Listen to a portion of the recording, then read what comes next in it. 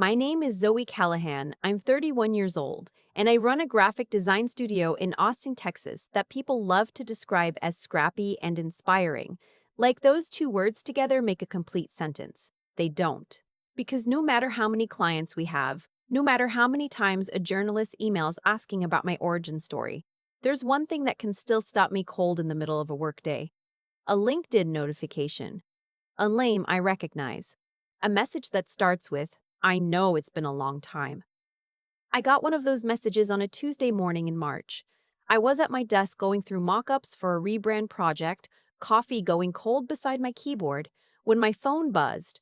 I looked at it, I set it face down. I picked it back up, set it down again. Then I went back to the mock-ups, like my hands weren't doing that thing they do when something old and buried starts moving around underneath the surface. Because the last time I waited for news from those people, I was 9 years old sitting in the back seat of a county social worker's car, watching the highway signs change while my brother rode in our father's truck ahead of us going somewhere I wasn't allowed to follow. My mother took my sister. My father took my brother. And I was the one nobody had room for. Not temporarily. Not for a little while. For years. For all of it. For the entire childhood they promised to come back and be part of. I built something real without them. And then one morning, when the internet decided to care about my story, they all came back into range like they'd just been circling, waiting for the signal to land. Before I tell you what was in that message and what I did about it, I need you to understand where I started. Not the polished version. The actual version, with the specific details that don't make it into the lifestyle magazine profiles. We grew up in Knoxville, Tennessee. My father worked in logistics for a trucking company, and my mother did bookkeeping for three small businesses out of our kitchen. We weren't comfortable, but we were fine.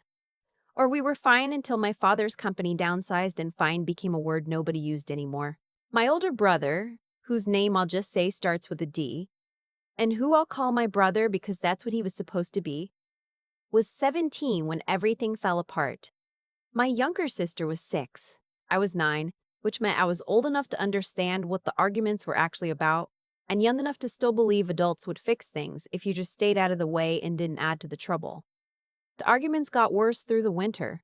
I remembered the specific sound of my parents fighting at 11 at night, the way their voices went low when they remembered we were home and loud again when they forgot. I remember counting ceiling tiles in my bedroom. I got good at that. I got good at a lot of quiet, invisible things that year. In January, my father stopped sleeping in their bedroom. By February, my mother had a lawyer. By March, I had overheard enough kitchen conversations to know that the word temporary was being used to describe me specifically in a way that made my stomach go flat and cold. They sat us down on a Sunday and said they were separating. They use the kind of voices adults use when they want you to hear what they're saying without actually feeling it. They said they loved us. They said it wasn't our fault. They said families change but don't break. My mother reached over and squeezed my hand while she was talking, and I noticed she squeezed my sister's hand at the same time. One hand for each of us. Except my brother was sitting too far away and she didn't reach for him. Looking back, I understand now what that meant. She'd already sorted us in her head. She just hadn't said it out loud yet. The sorting happened 2 weeks later. My mother was keeping my sister because she was youngest and needed her most. My father was taking my brother because he was almost grown and needed a male influence, which was the phrase my father used like it meant something. And me, I was the problem neither of them had budgeted for. I was the middle child, the one who didn't fit neatly into either version of the new life they were trying to build. My father said it first. I heard it from the hallway. He said, "She can stay with the Murphys for a while, just until I get settled. A few weeks, maybe a month." The Murphys were a family from our church who did foster care. They were not bad people. That is genuinely the nicest thing I can say about that arrangement. My mother's response was silence followed by, "Okay." One word. One syllable. That was the sound of my childhood ending. They told me on a Wednesday. My mother packed my things into 2 duffel bags while I stood in the doorway watching. She folded things carefully, which somehow made it worse. She was taking her time, being careful, treating my clothes like they mattered. while also agreeing to leave me behind. I have never been able to reconcile those two things. My father drove me to the Murphy's house in a part of Knoxville I'd never spent much time in. My sister was with my mother's sister. My brother was already at my father's friend's apartment, where they were staying until my father found a place. Everyone had somewhere to go. I had a placement. The Murphys had 3 kids of their own and fostered 2 others when I arrived. Their house smelled like dog and dryer sheets. Mrs. Murphy showed me the room I'd be sharing with 2 other girls, pointed out which drawer I could use, and said dinner was at 6. She wasn't unkind. She was just already at capacity in a way that left no room for another child's specific grief. My father said he'd call that weekend. He didn't. My mother said she'd come by the following week. She didn't. My brother was 17 and overwhelmed and probably didn't know what to do. My sister was 6 and didn't understand any of it, so I waited. I waited the way children wait when adults have trained them to believe that waiting is useful. I sat near the window in the Murphys' living room on Sunday afternoons because the front yard was visible from there, and I thought if either of them pulled up, I wanted to see them first. I wanted to be ready. I wanted to not be caught off guard, as if preparation could protect me from the specific kind of hurt that was coming. One of the other foster girls, a quiet kid who'd been there 2 years already, watched me do this for 3 Sundays in a row before she said anything. She finally looked at me over her coloring book one afternoon and said, "You know they're not coming, right?" I told her they said they would. She shrugged and went back to coloring. She wasn't being cruel. She was 9 years old and she'd already learned something I hadn't yet. She'd learned that when adults say soon, they mean never. And when they say just for a while, they've already made their peace with forever. I stopped sitting by the window after that. I didn't stop hoping, I just stopped making it visible. My caseworker was a woman who wore the same 3 cardigans on rotation and always had a travel mug of something that smelled like hot chocolate. She was stretched thin across too many cases, which I know now. But at 9, I just experienced as her not having quite enough time for me specifically. She called my parents. She left messages. She mailed forms. She sent certified letters. She told me they were dealing with a hard transition. Meanwhile, both of them had moved. My mother had a 2-bedroom apartment in North Knoxville with my sister. My father had a rental house 2 towns over with my brother. They had constructed entirely new daily lives. They had grocery stores they went to, neighbors they waved at, routines that had settled around them like sediment. There was no room in those routines that had a Zoe-shaped gap in it. Or if there was, they learned not to look at it. I found out my mother had been telling people from church that I was staying with family while things got sorted. My father had told his side of the family that I was in a special program at a school closer to his work. Both versions erased the real story so cleanly that nobody thought to ask follow-up questions. Nobody pushed. Nobody showed up. The thing about being a child that nobody talks about honestly is that abandonment doesn't feel like a dramatic event. It feels like slow erosion. One missed call. One birthday that passes quietly. One holiday where you watch other kids get picked up by parents who drove 45 minutes in traffic and you just go to bed at the regular time in the house where you are temporarily living. It doesn't announce itself, it just becomes the air. I moved placements 3 times over the next 4 years. Some of those homes were genuinely trying. Some were not. One placement had a man who didn't do anything you could point to directly, but made every room feel smaller and less safe. I learned to read exits. I learned which floorboards creaked and which doors locked from the inside. I learned that adults who present well in public can be different in private and that the distance between those two versions is where kids like me learn to live. The placement I stayed in longest, about 14 months, was with a woman named, I'll just call her my third foster mother, who had this ability to locate the exact thing you were most insecure about and use it like a weather report, not loud, not dramatic, just consistent. You smile funny. You dress like you don't have anyone looking out for you. Maybe if you were easier to deal with, someone would have kept you. She never hit me. She never did anything anyone could write a report about. She just kept up a steady, quiet erosion of whatever self-worth I was managing to hold on to. I got very good at keeping my expression neutral. I got very good at performing gratitude. I said thank you when I meant nothing. I nodded when I meant get away from me. I became fluent in the language of making myself small enough to survive. What saved me was not a person at first. It was a classroom.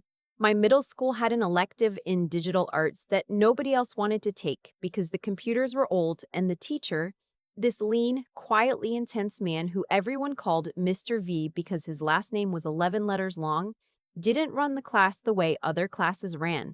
He didn't lecture much. He showed you something once, told you to break it, figure out why it broke, and then fix it. He treated mistakes like data. He treated our work like it mattered even before it was good. I signed up because I needed the elective credit. I stayed because something happened the first time I put together a layout that looked the way I'd imagined it.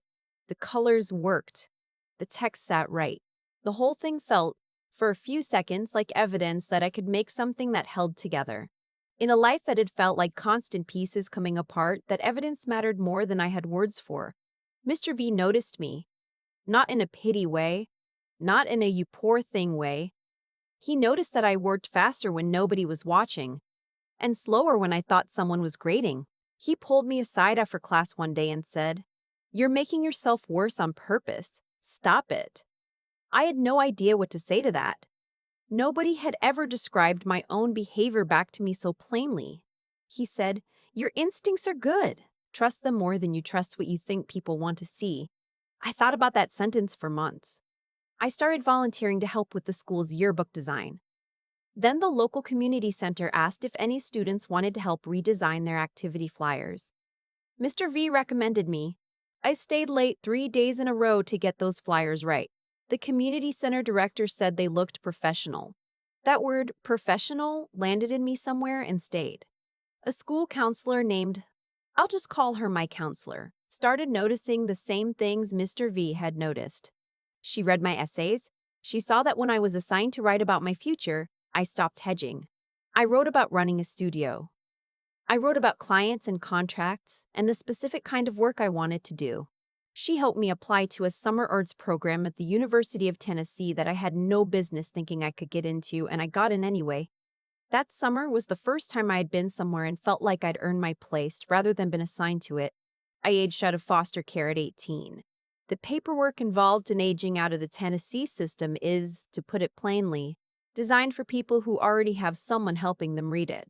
I had a caseworker who gave me a folder of documents 2 days before my 18th birthday and wished me luck in the specific way people do when they know they're not going to see you again.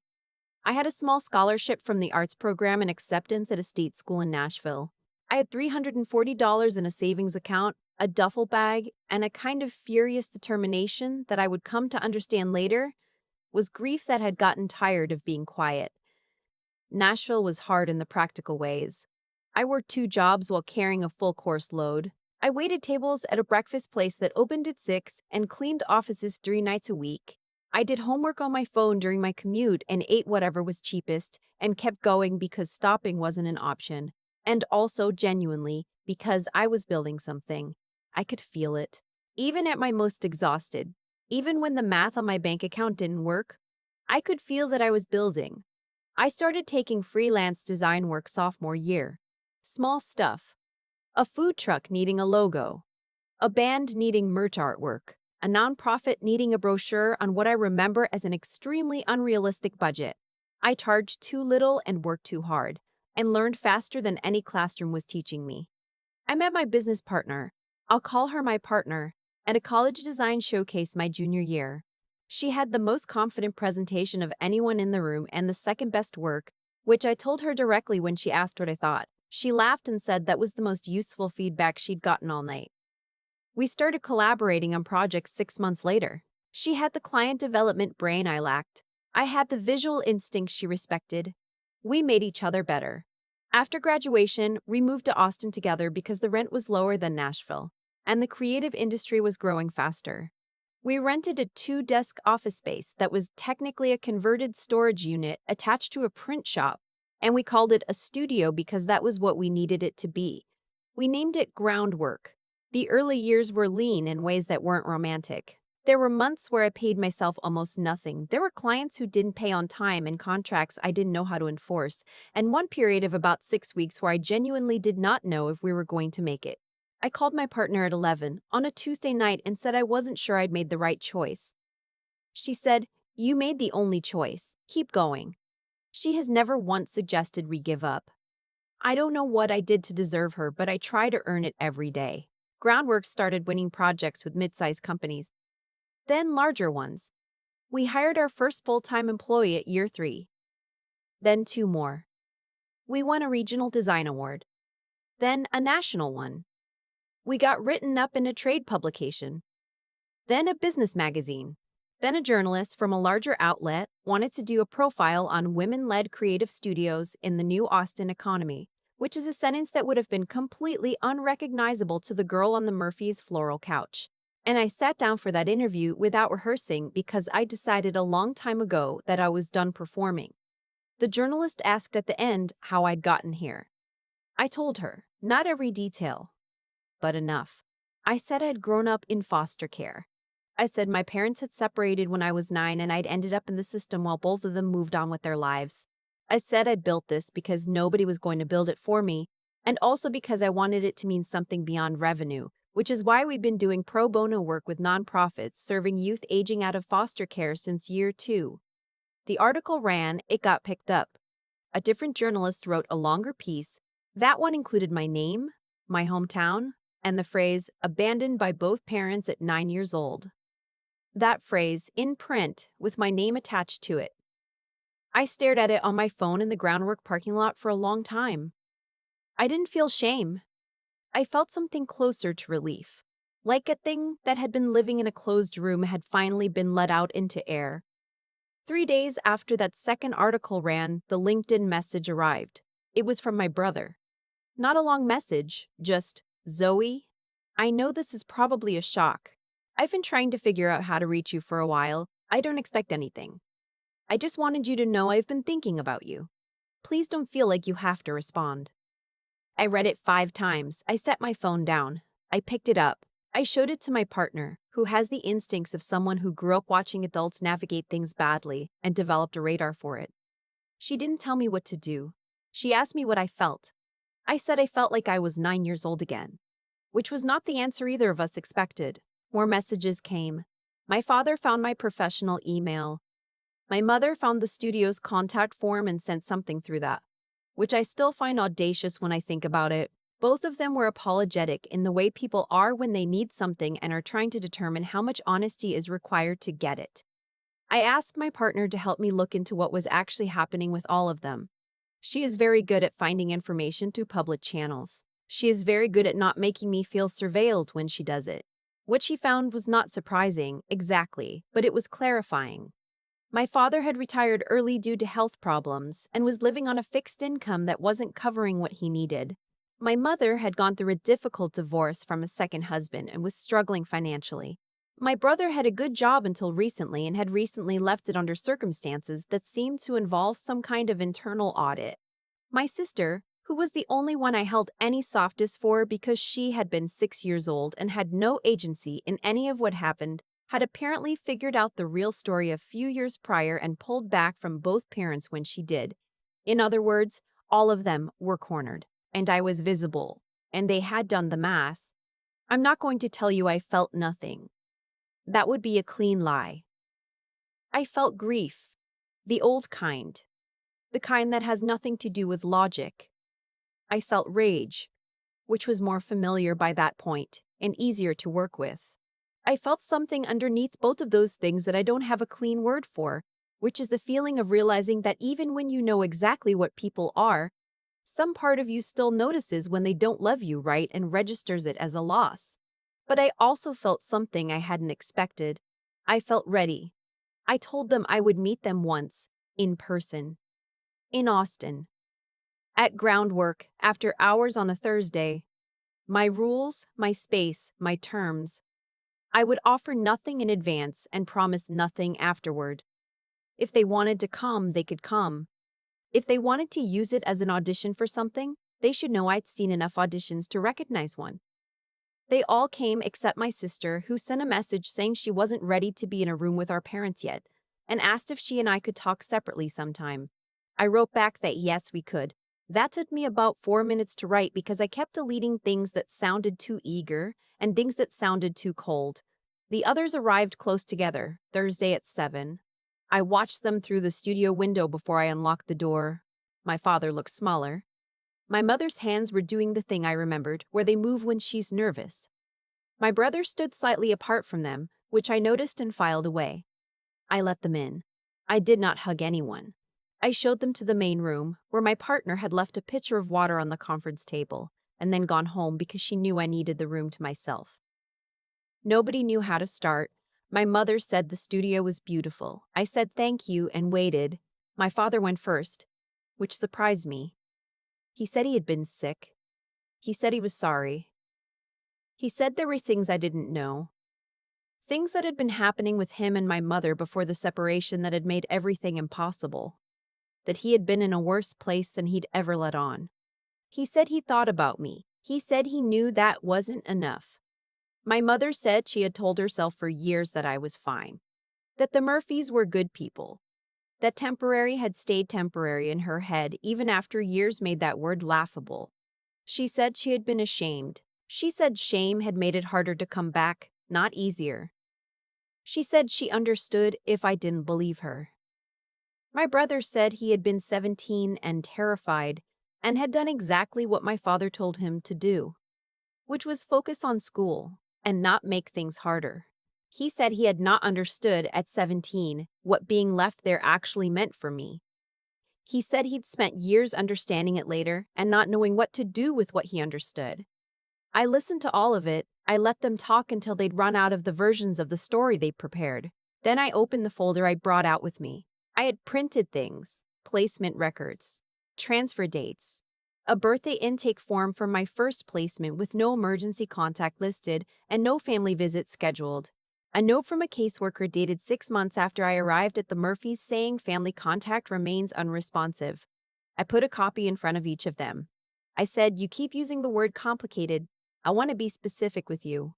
You did not lose me in the complicated. You left me on purpose and then arranged your lives so that coming back would have cost you something, and you decided that cost was too high. That is not complicated. That is a choice." My mother started crying before I finished the second sentence. My father looked at the paperwork like he was trying to read something in a language he'd never learned. My brother put his hand over his mouth. I kept going. I told them about the third foster home. I told them about the woman who had smiled at church events while telling me things at home that I had to spend years in therapy unlearning. I told them about the nights I rationed crackers in the second placement because the kitchen was locked after 8. I told them about the school where I learned not to mention parents because pity made teachers awkward and cruelty made kids interested. I told them about Mr. Tutig, V, who treated me like someone capable of real work, and my counselor who helped me get to a summer program my parents hadn't applied to because my parents were not applying to anything on my behalf. I told them that two people with no obligation to me, no blood, no history, no legal requirement, did more for my future than either of them had done in 9 years of being my parents. That is their indictment. I said it out loud in that room. Strangers did what family refused to. When I finished, the silence was the kind that has texture. My father said, very quietly, "I don't expect you to forgive me." My mother said she only wanted to know I was okay. My brother said he didn't know what to ask for. And then my father said the thing. He said he had some medical expenses that were more than his insurance covered, and he knew I was doing well and he wasn't asking for much, and maybe we could talk about what was possible. There it was. I looked at him for a moment. Then I looked at my mother, who had gone very still, then at my brother, who had the decency to look at the table. I said, "I want to make sure I understand you. You drove to Austin, sat in the studio, listened to me describe what your choices did to a child, and then asked me for money." My father said he was just being honest about his situation. My mother said that wasn't quite what he meant. My brother said nothing. I said, "I'm going to be equally honest about mine. I did not build this so that the people who left me could come back and treat it like a resource. I am not a bank. I am not a backup plan. I am not the safety net you get to reach for because you ran out of other options. I am your daughter, technically. And technically is the most I'm prepared to offer you right now." My mother said she understood. I'm not sure she did, but she said it.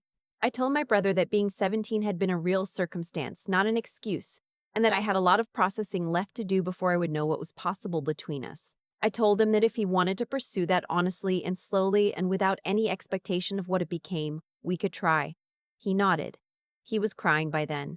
I told my father that I hoped he got the care he needed. I told him that I had already donated to a foundation that helps elderly people navigate insurance gaps and that I had done it in his name because it felt more honest than pretending I could give him money directly and have that be anything other than a transaction pretending to be repair. I told my mother that thinking about me while doing nothing had not been mothering. I said it without heat, which surprised me.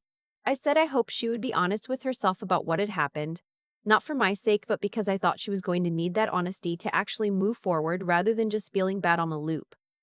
I walked them to the door. Nobody hugged me. I think they understood that trying would have made things worse. My mother paused on the threshold and said, "I am so proud of who you became."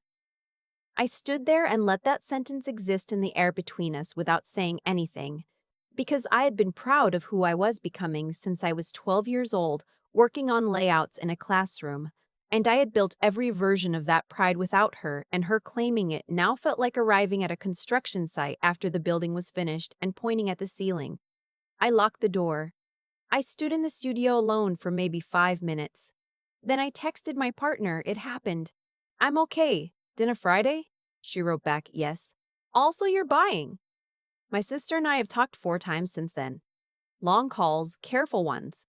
She was lied to in ways that had their own damage, which I can see even when it's hard to hold both things at once. We are building something. I don't know its shape yet. I'm trying to let it have the time it needs without forcing it into a form I recognize. My father's health is ongoing. I check in through my brother, who has become someone I can occasionally text without bracing for something complicated.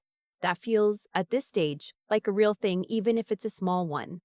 Groundwork has 17 employees now. We launched a mentorship program last year that connects college-age designers who aged out of foster care with working professionals, because I know exactly what it means to have good instincts and no network. And I know the difference one connection makes when you've been building everything without a foundation. The work is not decoration on a hard story. The work is the answer to the hard story. Every time we take on a nonprofit client at reduced rate, every time we hire someone who aged out of the system and needs someone to treat their talent as real, every time I build something sturdy enough that the people inside it don't have to wonder whether they're allowed to stay. That is the direct result of understanding from the inside what it costs when institutions fail kids and families abandon them. I'm not finished being angry. I have been honest with myself about that. I am also not finished being grateful, which is a more complicated thing to say, but it is true. I am grateful for Mr. V. I am grateful for my counselor. I am grateful for my partner who has shown me what chosen family actually looks like when it's functioning.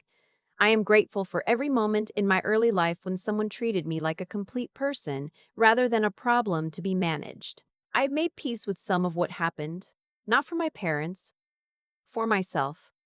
Because carrying it at full weight was costing me energy I wanted to spend on things I actually cared about.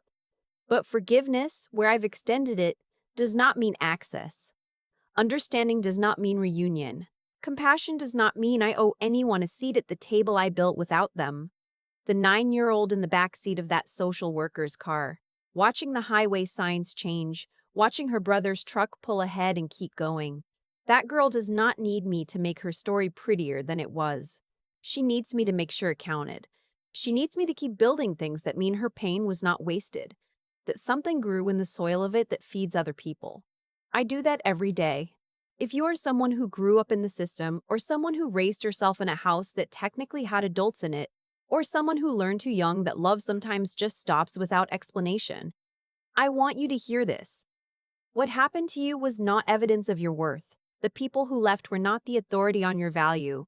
Every person who stayed, even briefly, even imperfectly, even in the form of an overworked teacher who noticed something real in you, that was the truth. Build from that. The people who lit the fire don't get credit for what you built from the ashes. That part is yours.